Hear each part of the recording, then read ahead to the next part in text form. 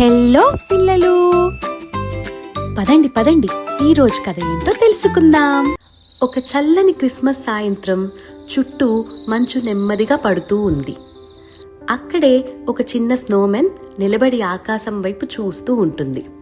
ఆ స్నోమెన్కు ఒకే ఒక్క కోరిక, ఒక్కసారైనా ఆకాశంలో ఎగరాలి అని. ఒకరోజు సరస్సులో ఒక చిన్న జింక పిల్ల నీళ్ళల్లో ఇరుక్కుని బయటికి రావడానికి ప్రయత్నిస్తూ ఉంటుంది.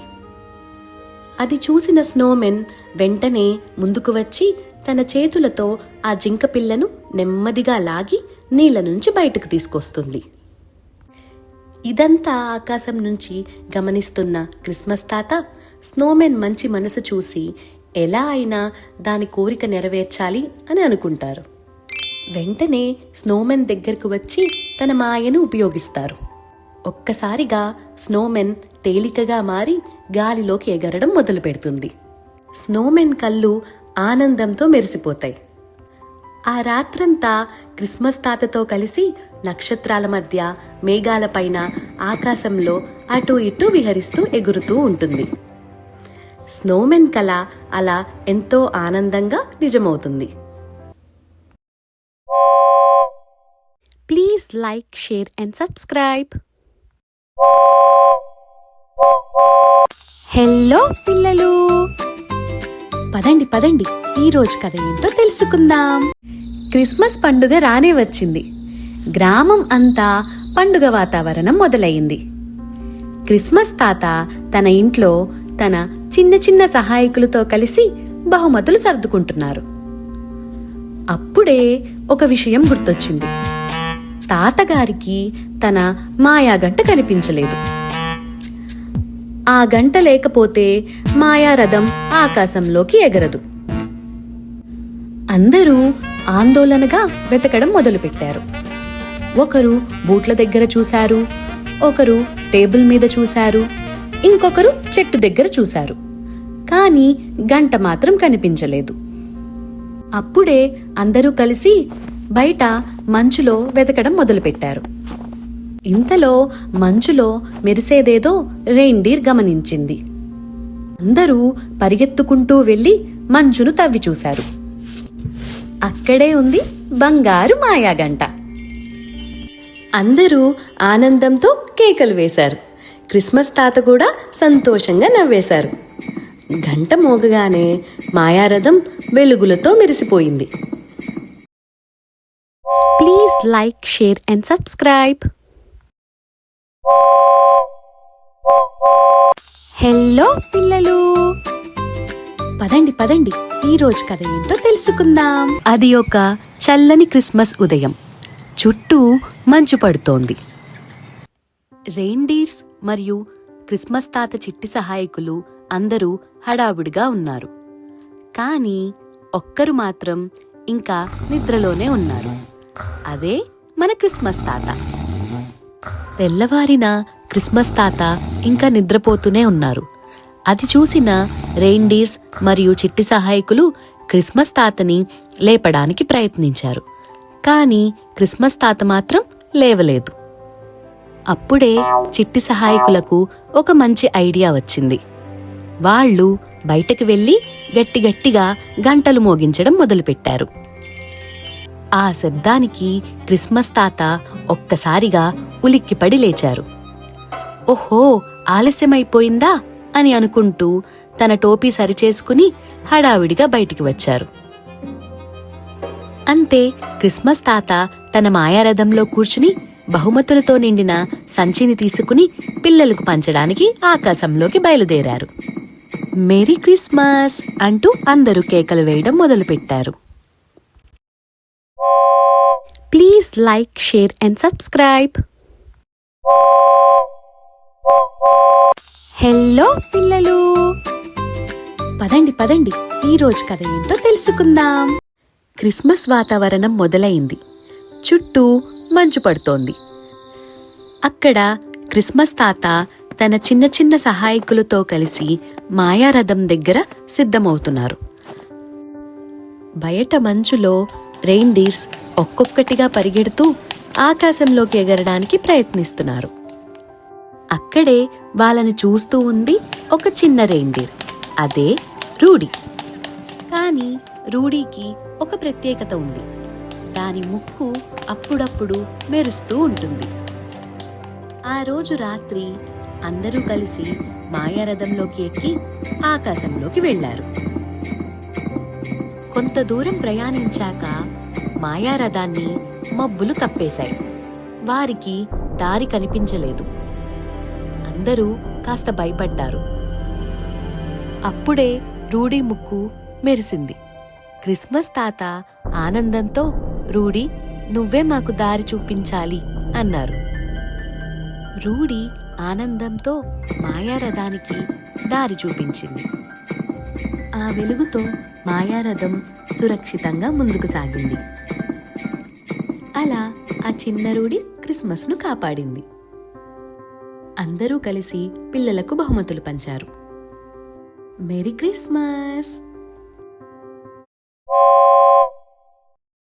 Please like, share and subscribe. Hello పిల్లలు, పదండి పదండి, ఈరోజు కథ ఏంటో తెలుసుకుందాం. శీతాకాలం వచ్చేసింది. గ్రామం అంతా మంచు కురుస్తుంది. ఆ గ్రామంలో ఒక చిన్న పాప, తనే తారా. తారాకు క్రిస్మస్ అన్నా, క్రిస్మస్ తాతన్నా చాలా ఇష్టం. అందుకే తను క్రిస్మస్ తాతకి ఒక లేఖ రాస్తుంది. ఆ లేఖలో ఏముందంటే, తను చిన్నప్పుడు చూసిన పుస్తకాల్లో చదివిన ఒక బంగారు పండు కావాలి అని. ఆ పండు తన దగ్గర ఉంటే తనకు అదృష్టం వస్తుంది అని తార నమ్మింది.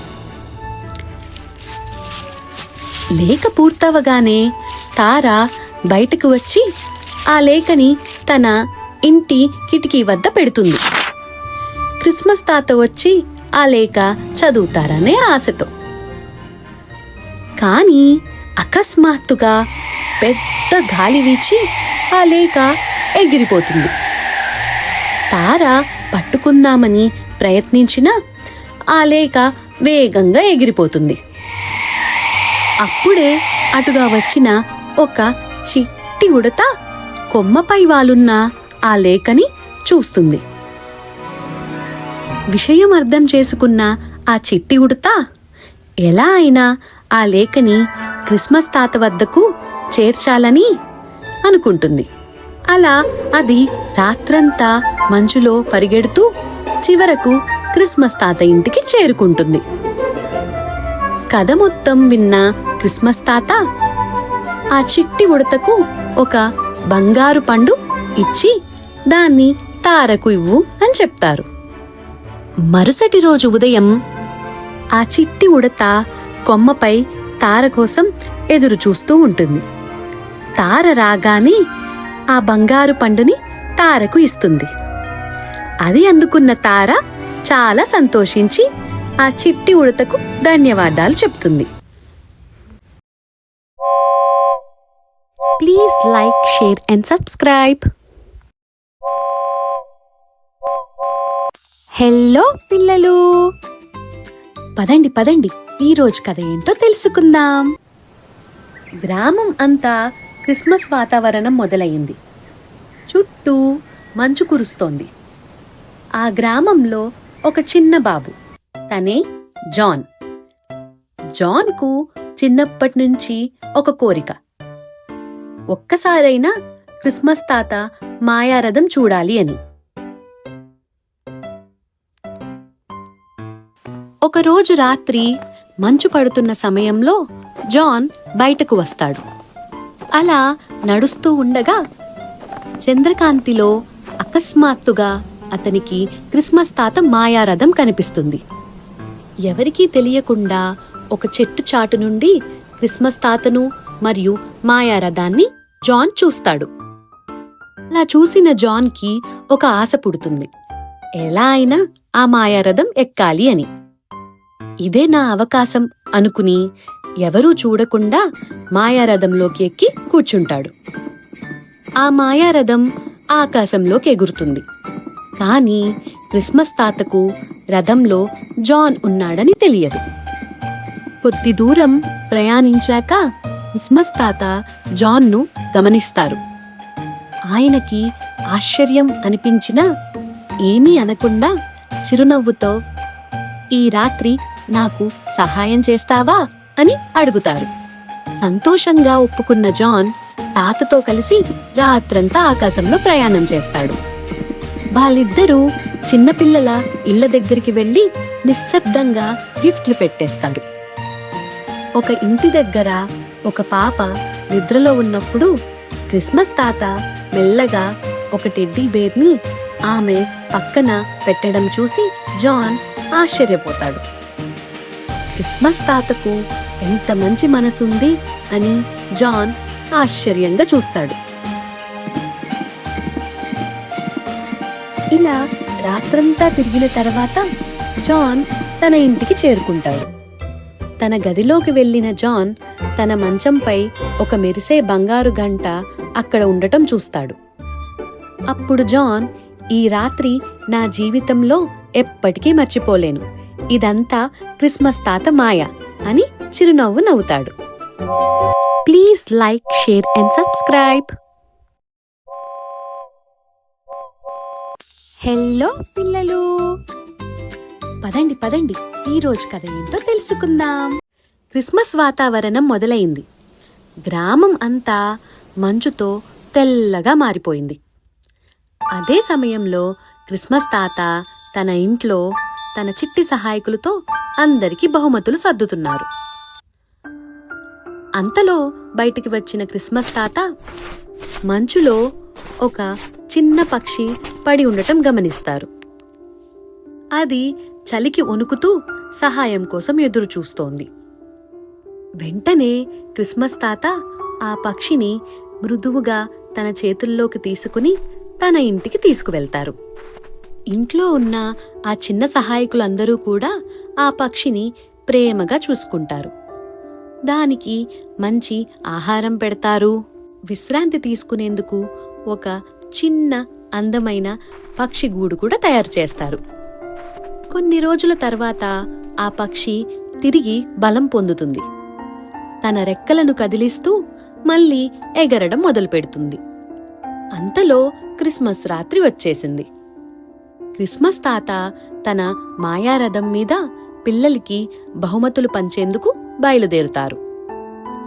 అప్పుడు ఆ చిన్న పక్షి కూడా తాత వెంటే ఎగురుతూ లేఖలు అందించడంలో సహాయపడుతుంది. అలా ఒకప్పుడు చలిలో ఒంటరిగా వణికిన ఆ పక్షి ఇప్పుడు క్రిస్మస్ తాతకు ఒక చిన్న సహాయకురాలిగా మారుతుంది. ఈ కథ మనకు చెప్పేదేంటంటే, చిన్న సహాయం కూడా జీవితాన్ని మారుస్తుంది. Please like, share and subscribe.